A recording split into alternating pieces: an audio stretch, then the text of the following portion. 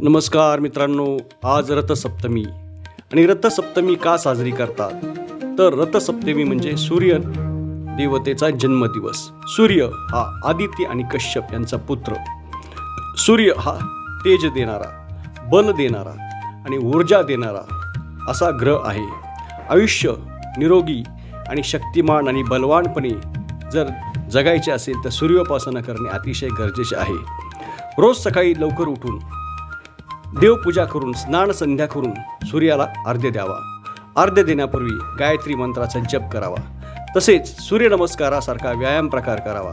त्यामुळे शरीराला बल प्राप्त होईल आणि शरीराला तेजही प्राप्त होईल। आजच्या दिवशी म्हणजे रथसप्तमीच्या दिवशी सकाळी लवकर उठून गायत्री मंत्र जप करून सूर्याला अर्घ्य द्यावा। तसेच दूध उतू घालवावे।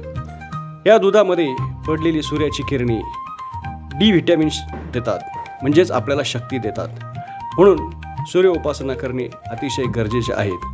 तसेच गायत्री मंत्राचा अर्थ तरी काय की आम्हाला अंधारातून प्रकाशाकडे घेऊन जा। तस्य वितुरण्यं भर्गो देवस्य धीमहि धियो यो नः प्रचोदयात्।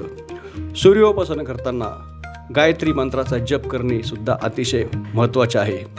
तर मित्रांनो, आपल्याला रथसप्तमीची माहिती कशी वाटली हे जरूर कळवा आणि आपलं हे चॅनल सुद्धा सबस्क्राईब करायला विसरू नका।